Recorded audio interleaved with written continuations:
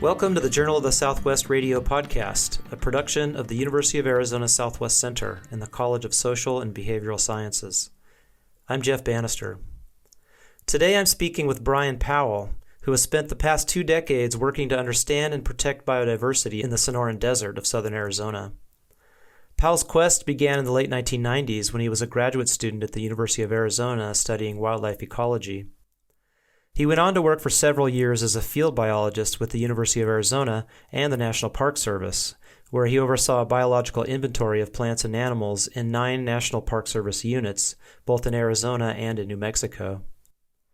In 2007, he was tapped by Maeveen Behan to develop a biological monitoring program for Pima County and to develop other activities that align with the Sonoran Desert Conservation Plan. He now serves as a Pima County Parks Superintendent with the county's Natural Resources, Parks, and Recreation Department. In this interview, Powell describes the efforts leading to the county's innovative approach to preserving open space, starting in the late 1990s. This was a time of fast-paced housing development, especially on Tucson's northwest side. Environmentalists were pushing for stronger controls on growth. At the same time, the U.S. Fish and Wildlife Service placed the cactus ferruginous pygmy owl on the endangered species list, a move that forced developers, environmentalists, ranchers, researchers, and county officials to come together and hash out what would become the Sonoran Desert Conservation Plan. I asked Powell about this difficult and interesting process, about the philosophy and approach of the plan, and also about the current state of the Sonoran Desert in the face of fast-paced climate change and land conversion. My interview with Brian Powell is the first in our 2-part series focused on conservation in southern Arizona. The second interview will be with my colleague here in the Southwest Center, Tom Sheridan, who helped shape the original Sonoran Desert Protection Plan.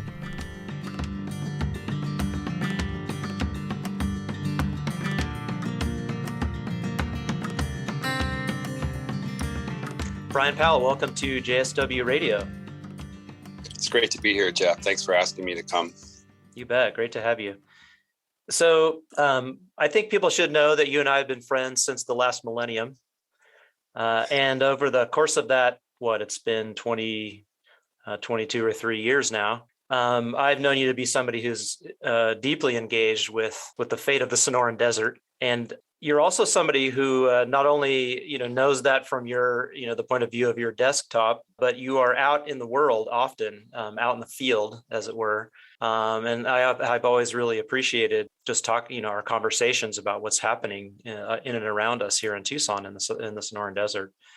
So I thought I might ask you first, what are you seeing out there, and what do you think it is that makes this Sonoran Desert such an amazing place? Yeah, Jeff, I've been in Tucson for this is my 25th year, and I grew up in British Columbia and Vancouver, and I love it up there. I love the rain and the trees. But when I came to the desert, I just fell in love with this place in the way that a lot of people do. The open sky and the ability to walk anywhere you want to walk. You can't do that in the Northwest. And but just the biodiversity here is just absolutely amazing. I came to Tucson to get a graduate degree at the University of Arizona, studying birds originally.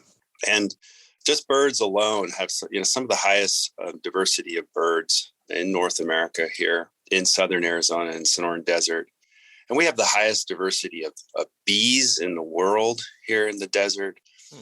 And there are really a couple things going on that are so exciting from the biodiversity perspective. One is the Sonoran Desert itself, of course, is this desert with this bimodal precipitation. It's the only desert in North America where we get rain in the winter and we get rain in the summer. We're flanked by the Mojave Desert to the west and Chihuahuan Desert to the east. And so we have species that are found in both of those deserts. But we also have this elevational range. So we go from the valley floors in Tucson to the top of Mount Lemmon. And the biotic communities are completely different. So you have this sort of east to west, north to south. We have the influence of the Sierra Madre from Mexico, from the Rocky Mountains. So for species like the black bear have their southern distribution in southern Arizona and northern Mexico. And we have species coming up from Mexico. The coati is a relatively recent addition here, and the javelina are relatively recent. So we just have this incredible mix of species from east to west, from valley bottoms to the top. And as a biologist coming to this region, it's just absolutely one of the most exciting places to work. Mm-hmm. And that geography and the desert itself also has sort of a cultural element too. And Jeff, you spent your career sort of thinking about the influences of the environment on the cultural identity here.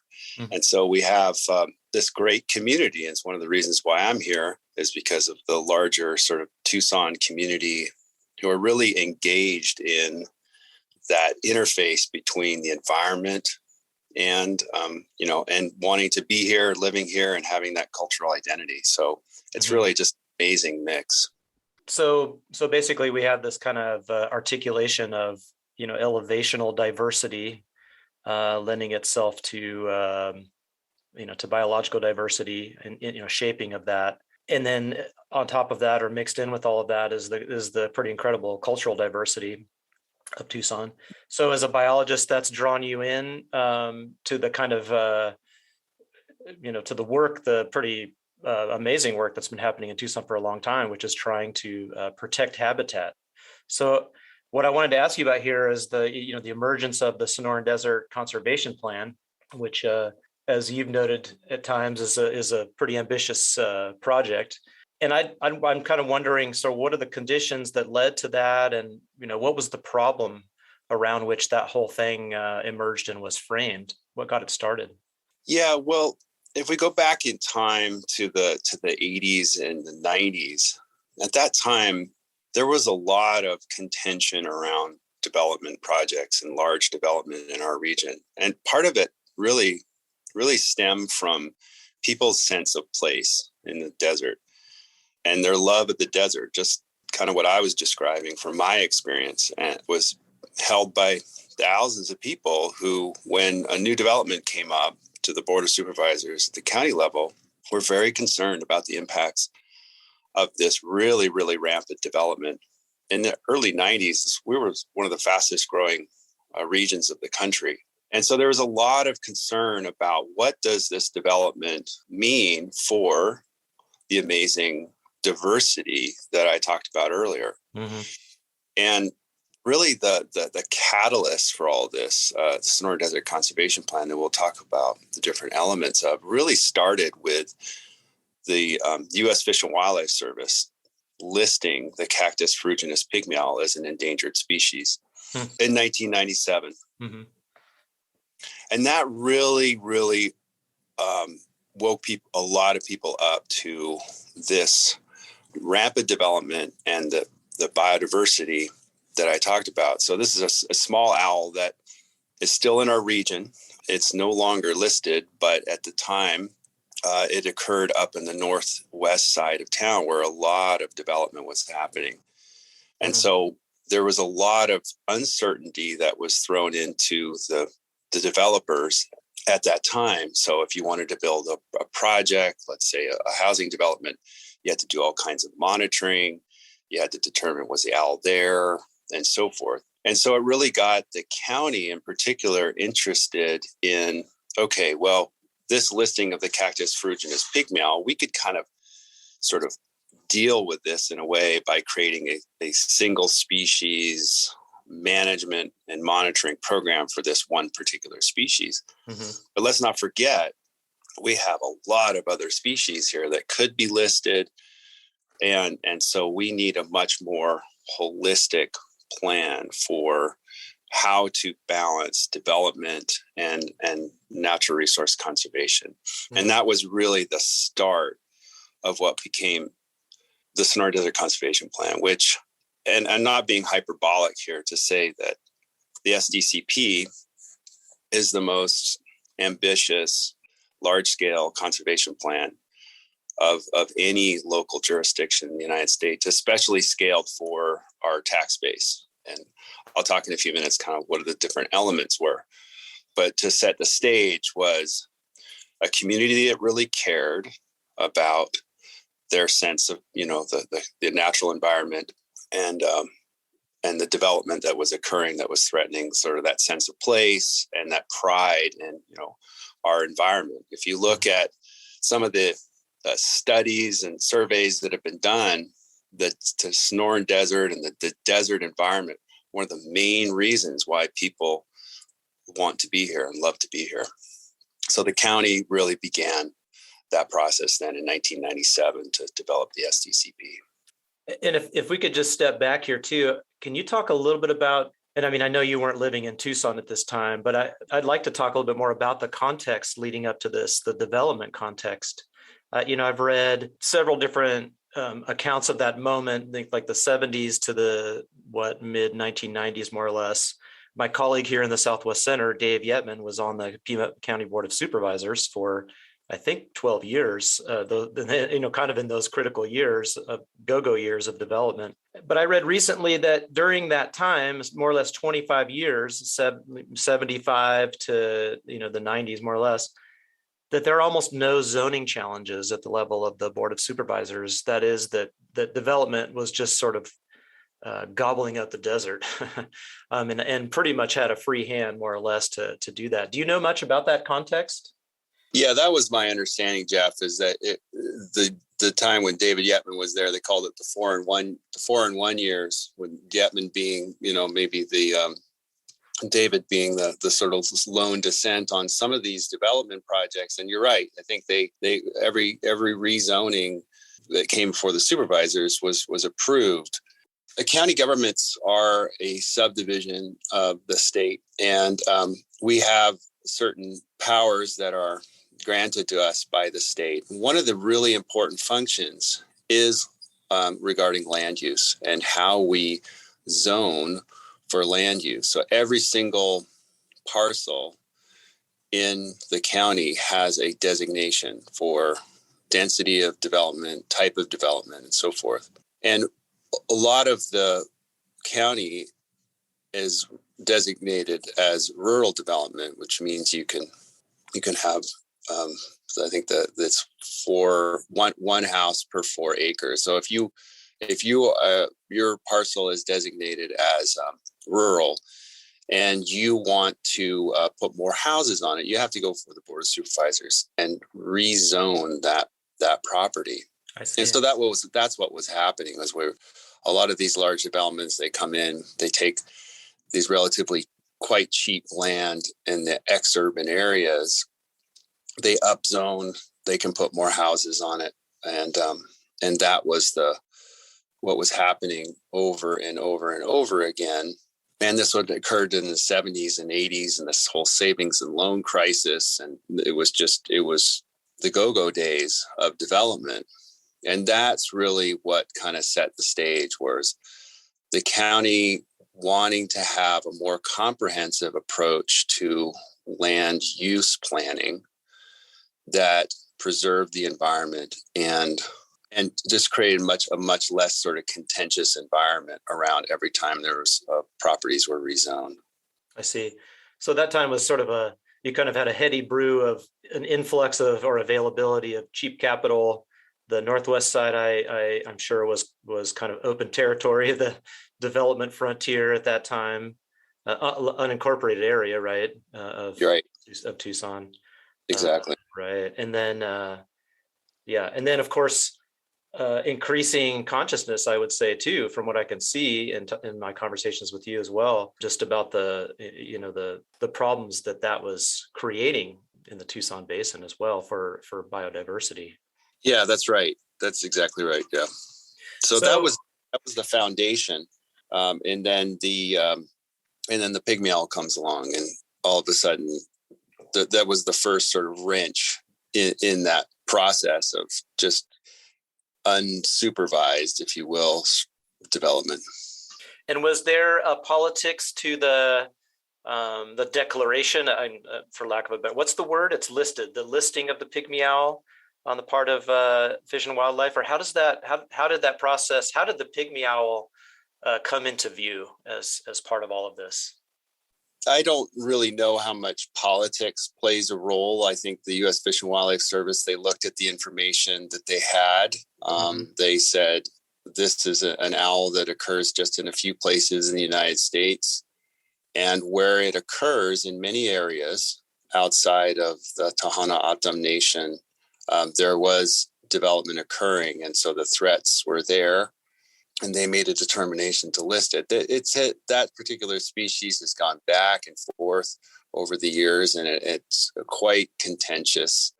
These listing processes, the Fish and Wildlife Service will get sued by an environmental organization or the homeowners association, so forth. So it's, I'm sure there are politics involved, but the bottom line was that there was concern about the fate of this particular owl. And in fact, my understanding is right now that there are no pygmy owls on the northwest side of Tucson anymore. The development there's just too much development there. That's my understanding about it now. Wow. So the pygmy owl listing then kind of catalyzed a bigger conversation, part of which was the uncertainty in the development process that listing was creating, as you said. And then also clearly listing a species is about much more than just the species. It's about habitat awareness on the part of wildlife biologists and others that development was just, eating up a lot of land. So how did the conversation get off? How did it get started? Yeah, well, the county leadership realized that we needed a bigger process to really look further into the future to get some certainty for the development community. And the county is a developer as well. I should just note, we build roads and sewage treatment plants and other infrastructure. Mm-hmm. So the uncertainty related to the pygmy owl was not just for the homeowner, the home builder community, mm-hmm. but also for the county as well. We want some certainty looking into the future so that we can do the work that we need to do to serve the community. And so that realization of biodiverse region, biodiverse area, and we have a lot of development, let's think much, much more broadly about protection and balancing development. So what happened was the county leadership, Mr. Huckleberry and the Board of Supervisors, with the Board of Supervisors' support, really started this deep, deep conversation about economic development, about the natural world, natural environment, and natural processes. So whereby they created a steering committee, first of all. The steering committee was made up of over 80 members, which is just amazing to me when I think about it today. And the reason, one of the things that Maeveen Behan was the sort of architect of Sonoran Desert Conservation Plan. I got to work with Maeveen before she passed away in 2009. I worked with her for a few years. Mm-hmm. It was really a highlight. One of the highlights of my career was spending time with her. And I asked her once, why the 80 members? And she said, but that was basically, they would let anybody in to be on the steering committee for Sonoran Desert Conservation Plan, but they had to attend a whole host of meetings that they brought in experts in like conservation biology, experts in genetics to sort of educate the steering committee about some of the issues that we're dealing with when we deal with natural resource conservation in the face of development and things like bottlenecks. And when you cut off a species, two different populations, what does that mean for the particular species and so forth. So they called it the boot camp, and 80 people went to meetings over weekends, weeknights. There were just dozens and dozens of meetings.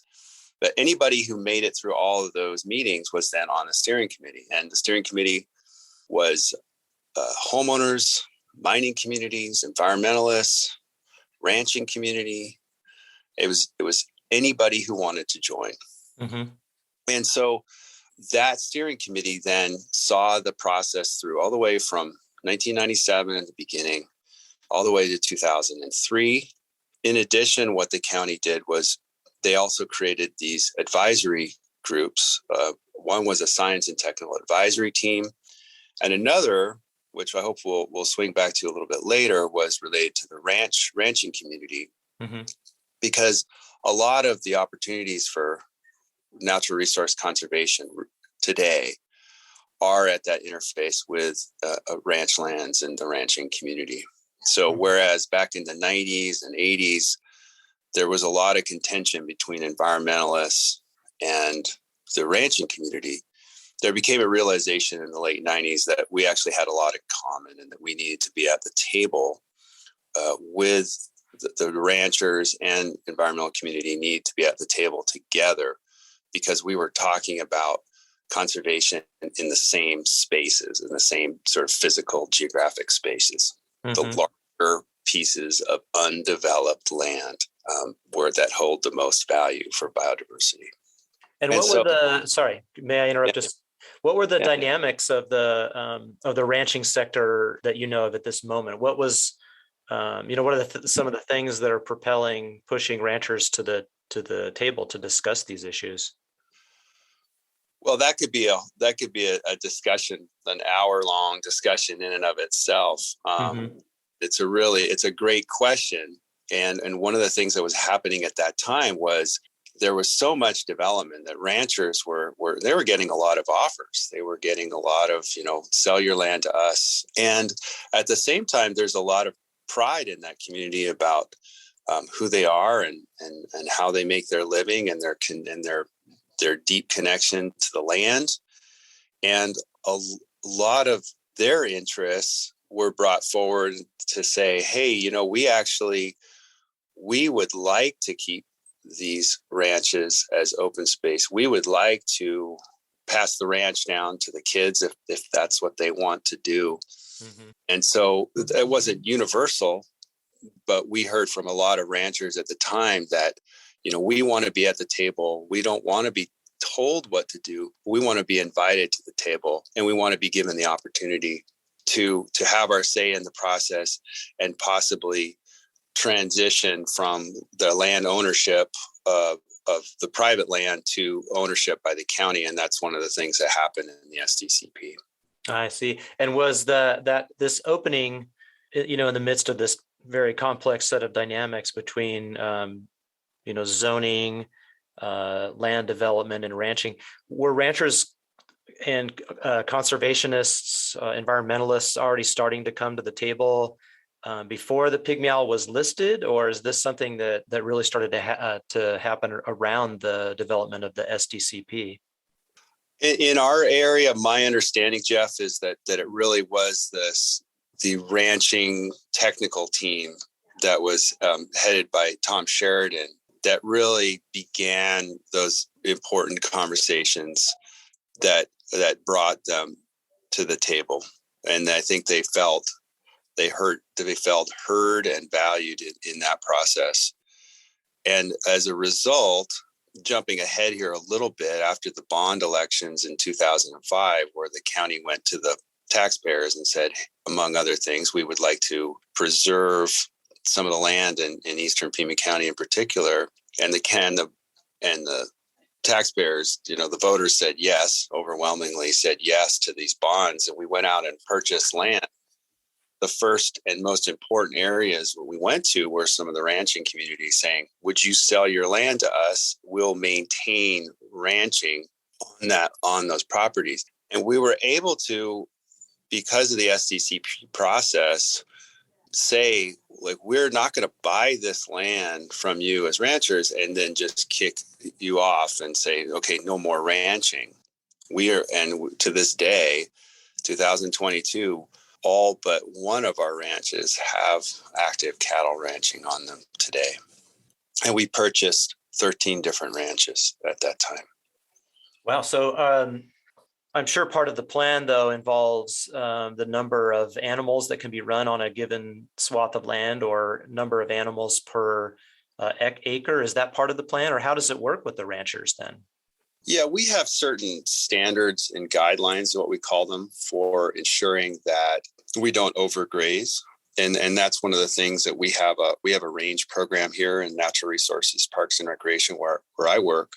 We have a range program that works with our operators, the ranch operators, to make sure that we're monitoring those lands and that we're working with the ranchers to pull cows off when certain thresholds are met. So we don't want to create, eat the grasses right down to the nub. We want to get the cows off. And so that's an ongoing conversation that we have with our with our ranch partners.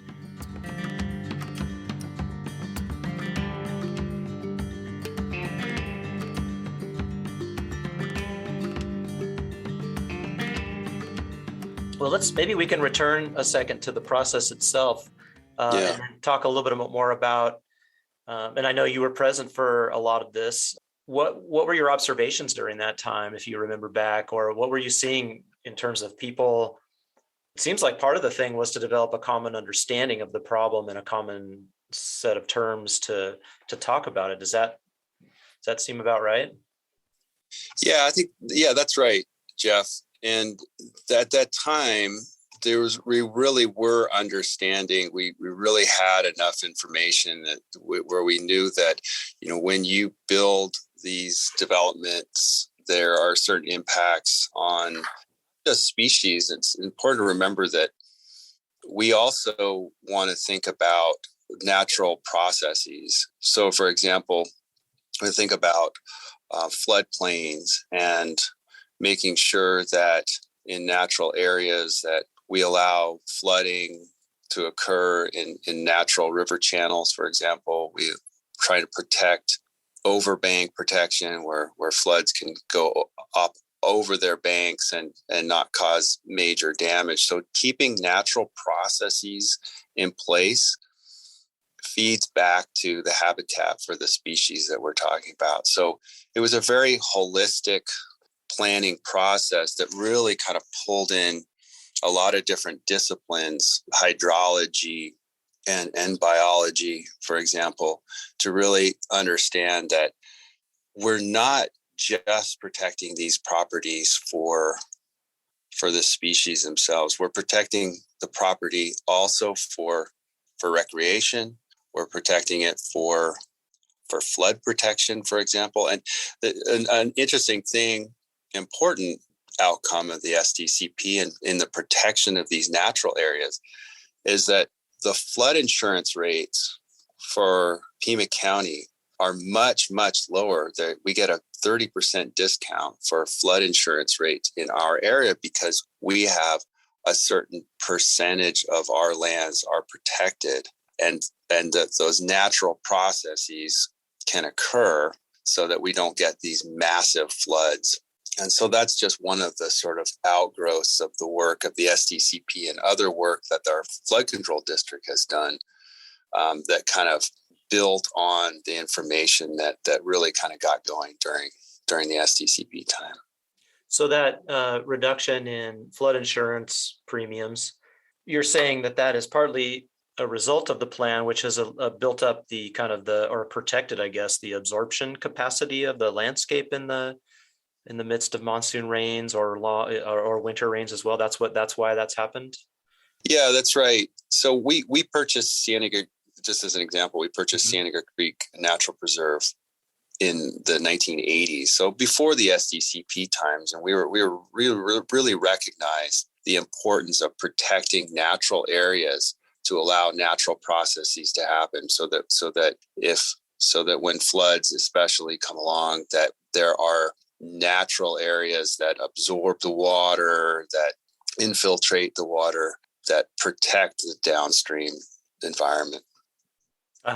Yeah, I think that one of the things that has really been important for me, just to understand this whole process, is, listening to you speak right now, but also just doing some background reading for this interview, is that you were all dealing with an incredible matrix of elements here to bring all of this together. And I know you were just alluding to that. So you have the different values of stakeholders. Sometimes those were or can be really seen as in contradiction to one another. And then, of course, the flows of the landscape. And I think that one of the things that I really appreciate about learning more about the plan is that I can really see how challenging it is to protect habitat, because you can't disembed a habitat from its broader flow processes of flow.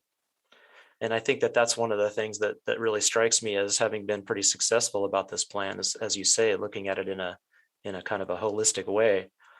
But you had 80 people who were committed to the process.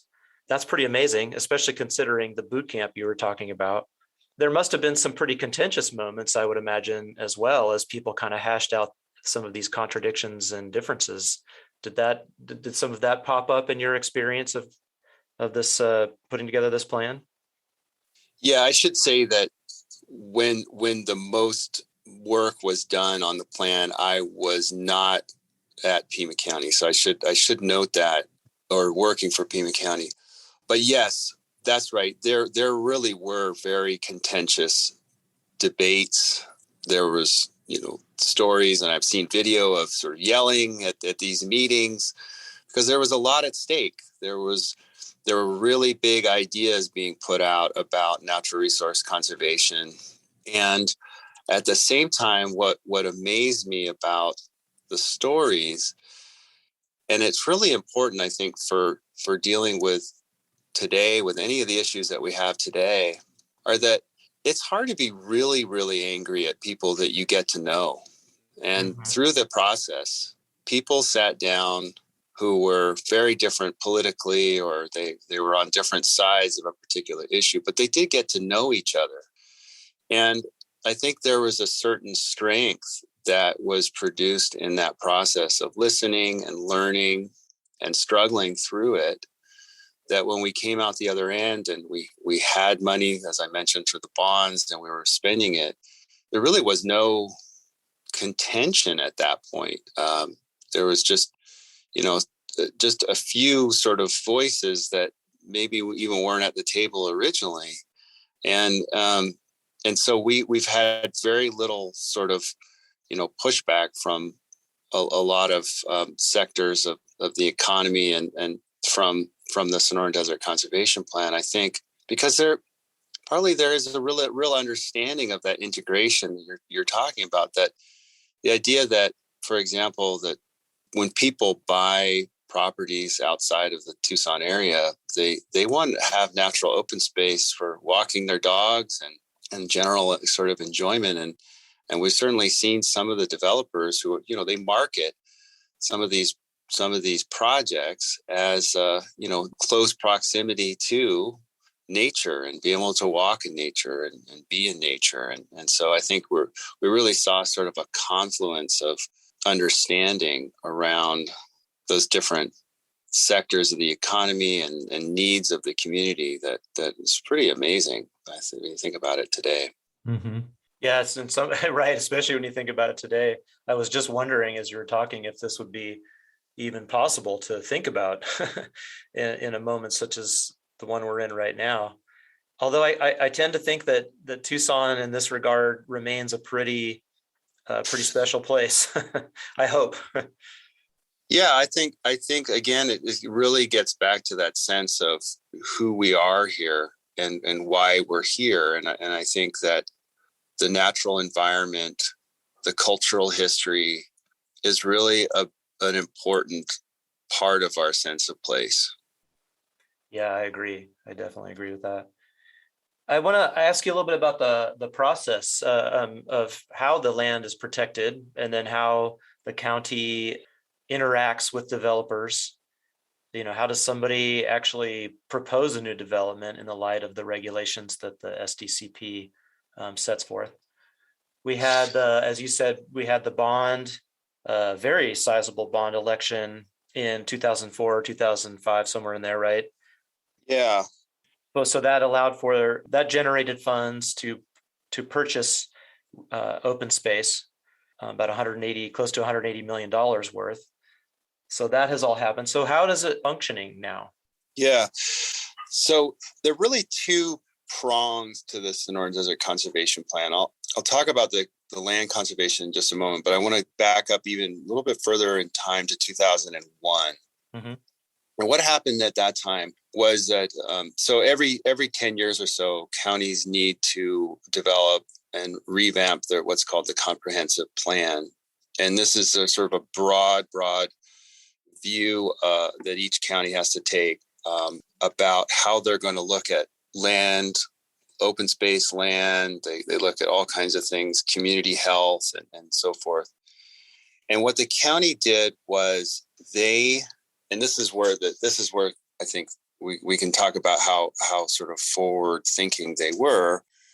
The Board of Supervisors is that they embedded into the comprehensive plan process an entirely new way for the rezoning, kind of bring the conversation back to the rezoning, whereby when a developer approaches the Board of Supervisors, instead of giving the sort of rubber stamp to putting houses on, every square inch of a property, there's now guidance. And I should say it's not regulation, it's guidance that the Board of Supervisors is following, whereby depending on where that particular property lies, there be a certain amount of set aside or land that's undeveloped around the developed open space. So for example, if the land, let's say you have 100 acres and it's in what we call biological core, that's some of the more sort of high biodiverse areas, then the recommendation to the Board of Supervisors is that they require that 80% of the land is set aside as open space. The 80% is biocore. In the sort of a step down from that is multiple use. And in multiple use, 66% of the land is recommended to be set aside as open space. And so that was really a fundamentally new and a really, really important part of the comprehensive plan process and the way the Board of Supervisors looks at development. And so that was really important. And that happened in 2001. So that was one prong. And then the second prong was the bond election in 2005 and the purchase of open space. And in that land purchase process, we now, in our department, my department, Natural Resources, manage over 250,000 acres of land. We purchased about 70,000 acres of what we call fee title. So we own that land. And then also, as I mentioned earlier, a lot of the lands that we purchase are also ranch lands. And for folks who don't know, most ranches, almost all ranches in Arizona have an element of sort of private land and lease land, either lease from the state of Arizona or from the federal government, from the BLM Forest Service. And so we have these 13 active cattle ranches. They all have, I guess one exception, but most of them have leased land associated with them. Mm-hmm. And this is grazing, land for grazing, of course.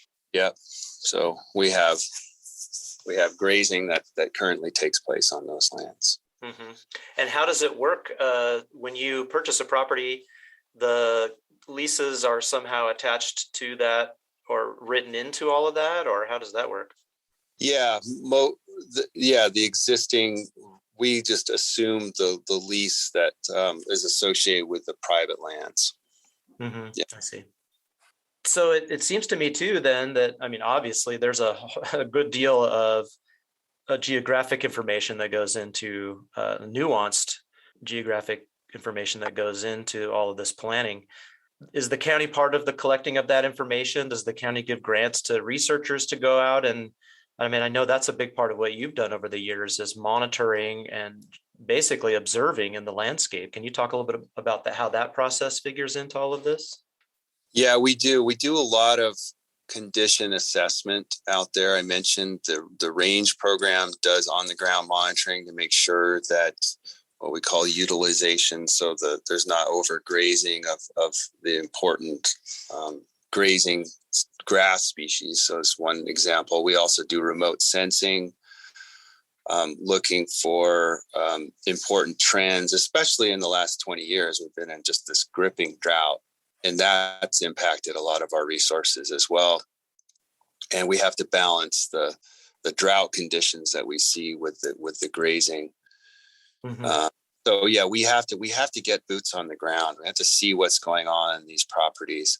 We have over 120 properties, different properties that we manage. So it's a big lift to make sure that there aren't things that are happening on that property that we don't know about, trash dumping, OHVs, people cutting our fences. We get that stuff all the time. So have to boots on the ground, remote sensing, a lot of GIS information that we use to make sure that we're doing a good job as stewards. And so all of this, then, I know that you've talked about this before. There is the Sonoran Desert Conservation Plan writ large, but there's also the multi-species conservation plan that's part of it. And this was something that was finalized in 2016. Can you talk about the relationship between the SDCP and the multi-species plan? How do these parts of this work? So the SDCP is really our umbrella plan. This is really the community's plan. And I do want to just sort of get back to that for just a second and just to highlight and reiterate that, like, the reason that the county embarked on the SDCP was because the community wanted to have the conversation. The community wanted to have a solution, a very comprehensive solution. And so the SDCP really covered a broad range of resources and a broad geography, brought in a lot of different voices into the conversation. Mm-hmm. That's our big umbrella plan. That's the big banner under which I work and everyone who works in the environmental sort of area within the county works under. The MSCP, a multi-species conservation plan, is the regulatory side of the SDCP. I mentioned at the very beginning, talked about the pygmy owl and the listing of the pygmy owl. And the MSCP is really kind of addressing that regulatory piece of the conservation plan, whereby we have a suite of species, 36 species that are covered under this MSCP. It's a little bit technical, so I'll try to sort of break it down as simple as I can, which is we have these 36 species. We have this permit for 30 years. And basically what it means is that development activities, and this includes the private sector development, county development, they can proceed along the timelines that they need to proceed on. And so there's loss of habitat for those particular species. Mm-hmm. Now, there's something in the Endangered Species Act, not to get too far in the weeds here, but there's something in the Endangered Species Act called the Section 10. Section 10 says you can't just go willy-nilly impacting habitat of endangered species unless you have a plan to avoid, minimize, and mitigate for those impacts. Mm-hmm. And the MSCP is really our plan for avoiding, minimizing, and mitigating for the development activities. Mm-hmm. So I talked about the land purchases that the county has done since 2005. All of those lands, tens of thousands of acres of land, are being used to offset the development activities that occur on the private sector and the county. So, for example, if the county disturbs 10 acres of land in the biocore, I mentioned biocore was one of the more sort of important and biodiverse areas. So if we build a road, we impact 10 acres. We have to turn around in the regulatory side of things. We have to turn around and we have to protect in perpetuity 50 acres of land in somewhere else in the county.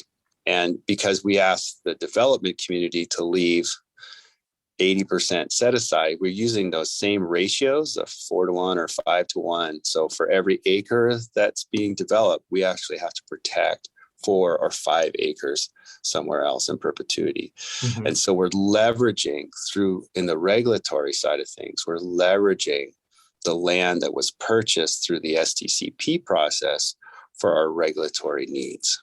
I see. Mm-hmm. So this is the instrument by which the sort of rubber meets the road of the whole thing. That's right. It gives the you comply with the requirements of the Fish and Wildlife or the listing rather, on the one hand, and then the developers actually have, and the county have some certainty in the process, so they can expect something. They have information they can act on, basically.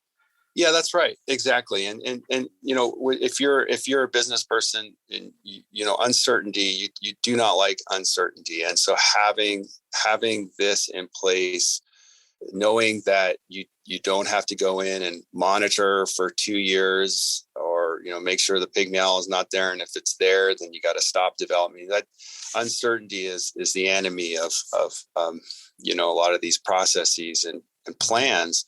And so we're providing that certainty, saying, look, we will cover the endangered species element of your project. There are other regulations and so forth, but for the endangered species part of it, we'll cover that. Mm-hmm. Your plan, your development can go forward. And then in the back end, we'll go off and we will preserve in perpetuity these conservation lands elsewhere. Mm-hmm. It's kind of the pact that the county has made with the housing development sector, basically. It's an important service.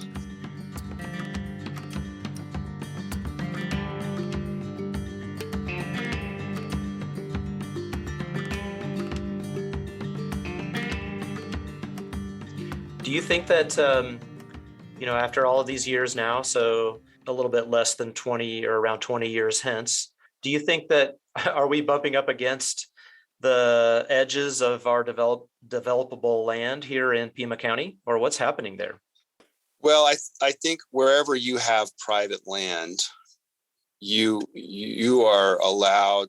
The Arizona Constitution allows you to develop those lands. So we will continue to see development in the hinterlands. Well, there's nothing we're going to do or can do to stop that. But one of the things that we're trying to do, and this came out in the SDCP process, is that as a county, we are in a much better position to provide services to our constituents, if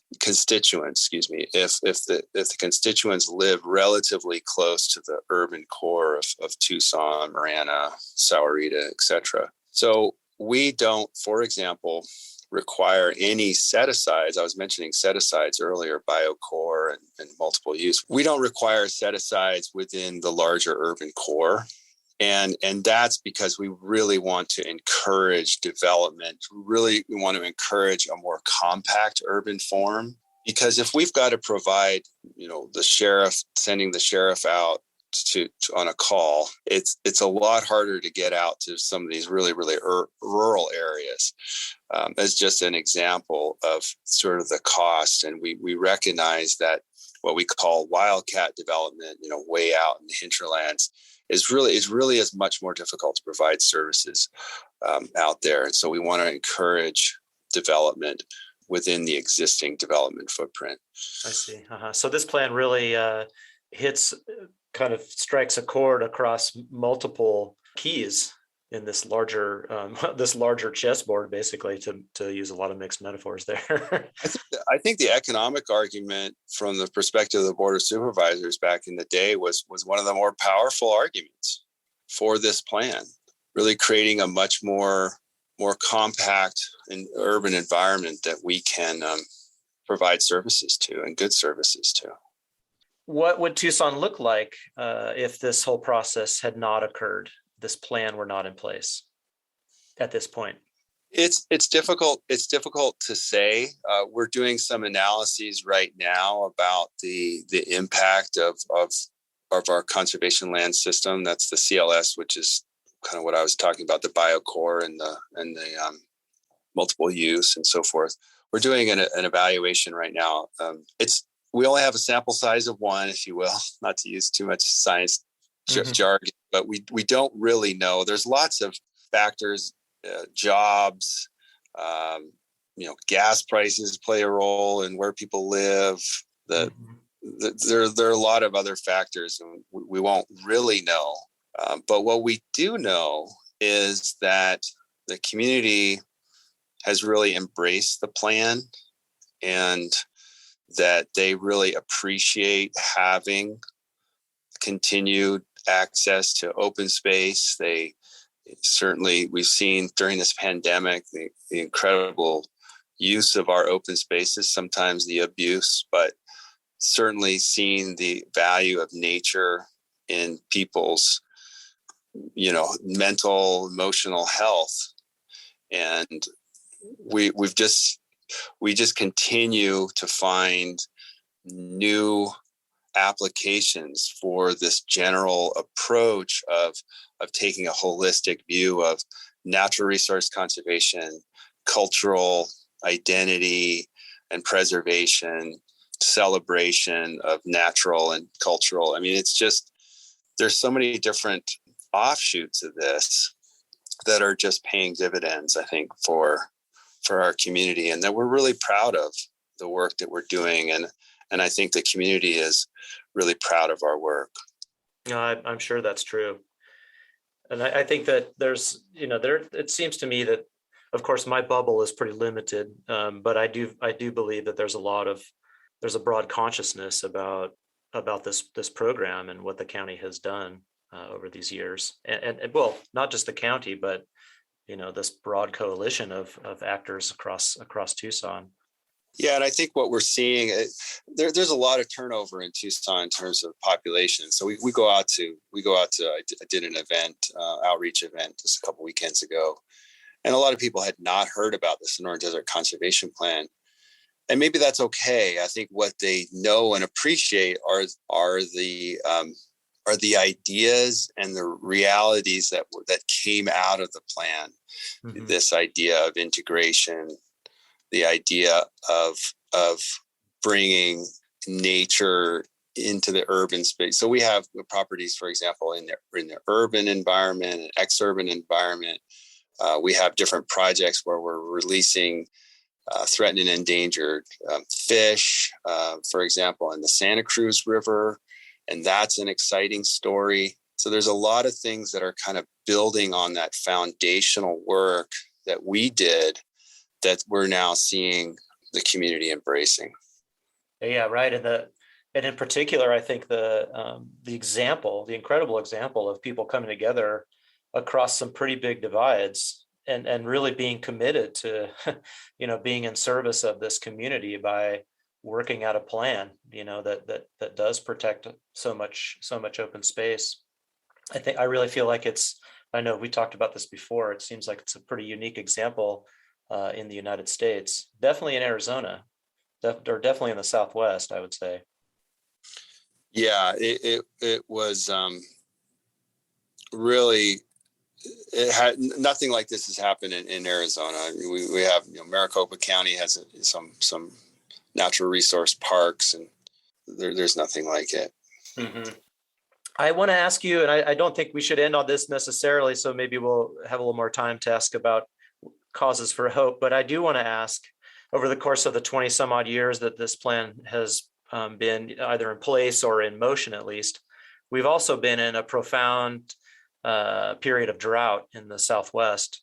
And anybody who's been in Tucson for 10 to 20 years or longer feels the impact of that in multiple ways, but including the lack of rain in both the monsoon season and with the exception of last year. And in particular, I feel in the wintertime, I just feel like when I first moved to Tucson I guess I was here first in the early 90s, that the winter rains just seemed much more reliable and much more sort of consistent than they are now. So I'm just wondering, as you've been working on this program, working for the county, really out and seeing what's happening across the diverse landscapes, what can you say about this, about the drought and its effects on these lands that we have been trying to protect and preserve? It's pretty profound, Jeff. A couple of examples that I'll give you, and of course, it's not just a lack of rain, but the temperatures, the increase in high temperatures, and one of the untold stories of climate change is the dramatic increase in low temperatures. Mm-hmm. And so what we're seeing is in a lot of the what we call ecotones, these sort of dividing lines, though they're not ever lines, they're just sort of dividing areas between one habitat type and another. Mm-hmm. So for example, we see a lot of die-off in oak trees in the lower elevations where oaks occur. We have a property out to the southeast of Tucson, and I could take you out there and just show you that almost every single oak is dead or dying. If you look at our riparian areas and the amount of water that we have in our streams has declined, incredibly since the 1980s. We've been monitoring, and this is a really interesting project, is that the county's been monitoring the extent of surface water at Seneca Creek Preserve since the 1980s. And it's gone from about 9.5 miles of perennial water. So perennial being, of course, year round, 9.5 miles to less than a half of a mile last year. So when you get that, of course, you get a reduction in habitat for fish and frogs and so forth. So it's been absolutely dramatic. We're seeing a loss of vegetation cover in a lot of areas, and so therefore we're getting a lot of sediment in our river bottoms, and this will cost us a fair amount of money as we need to keep some of those river bottoms like the Rito and the Santa Cruz. We need to get the sediment out. So, and of course, we have had the fires in the Bighorn fire in 2020. So, yeah, Jeff, it's profound and it's important conversation about the future and what will these lands that we protect in particular, for as land managers, what do we need to be planning for the future as it gets hotter and hotter? And it doesn't appear like the winter rains are coming back anytime soon. And now there's uncertainty about the monsoon rains.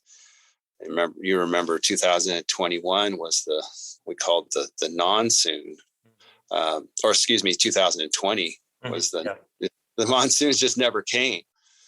It is definitely challenging from a land management perspective. And I know that just there's a general sort of malaise about, what is happening, what's going on. So it's challenging. Mm-hmm. Yeah, to say the least. Yes. And I mean, I think it's clear, I think, that to many people that, that we can no longer sustain and expect the things that many of us have enjoyed in this environment going forward, that there is a kind of a radical restructuring that's being imposed upon everyone at this moment. Of course, that hits people in different positions differently.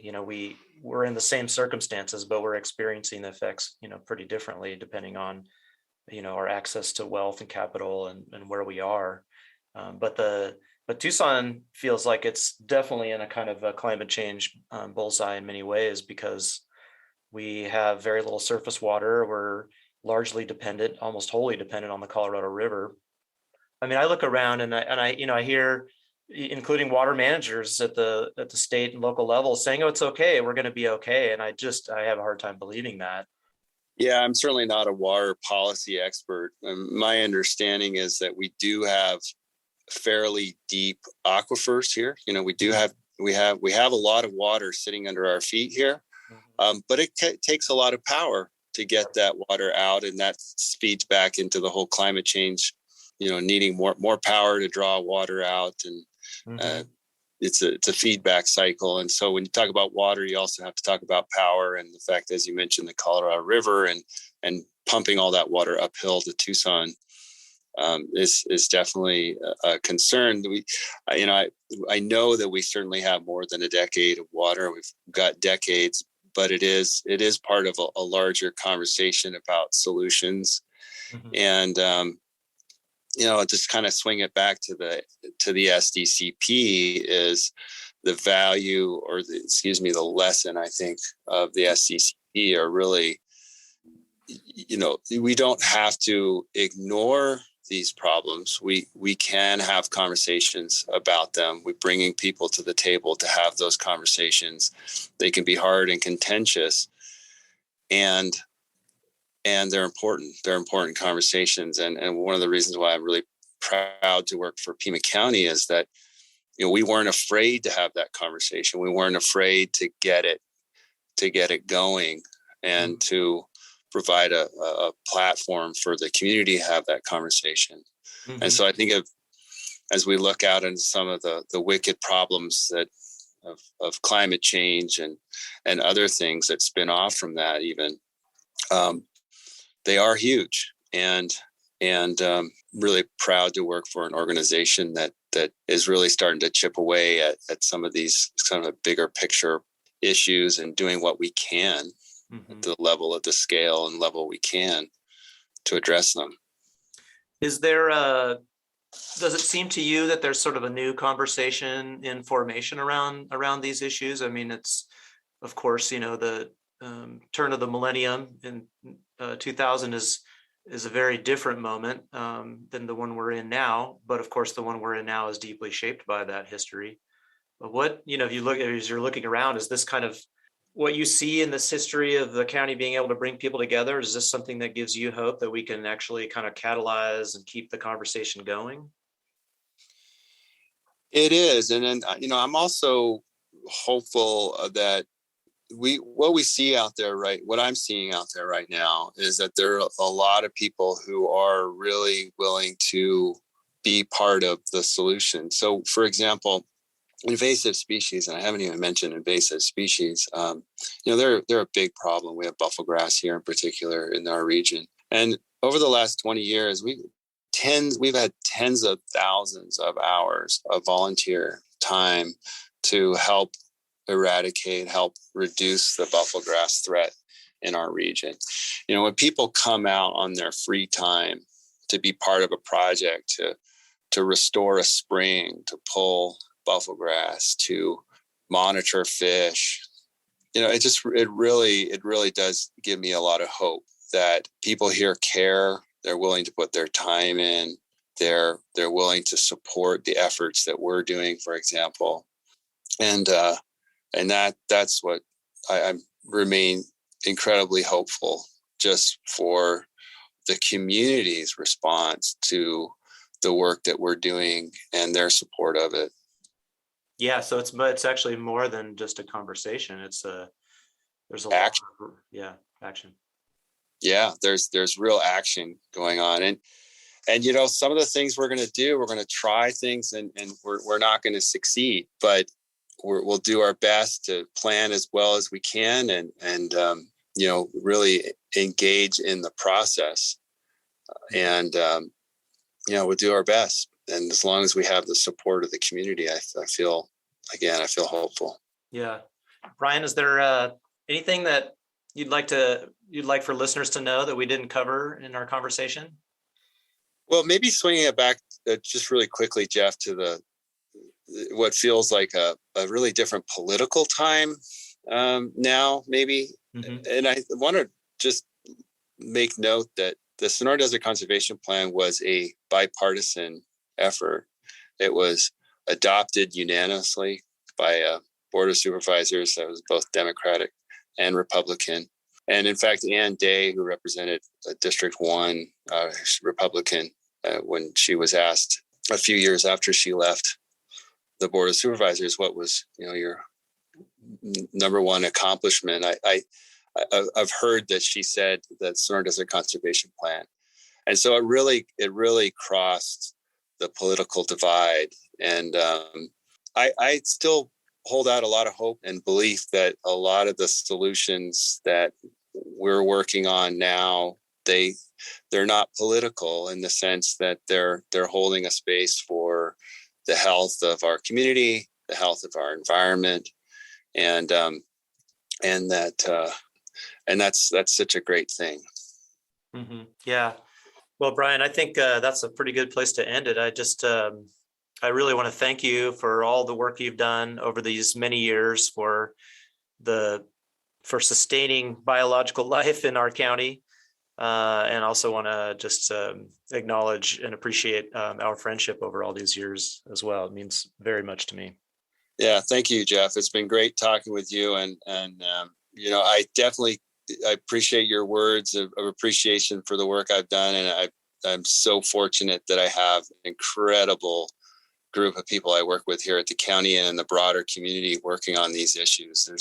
It's just such an incredible community here, and gives me a lot of buoyancy in my life and in the work I do, and it's just so powerful. And thank you, Jeff. Yeah, well, thanks to you and all your collaborators.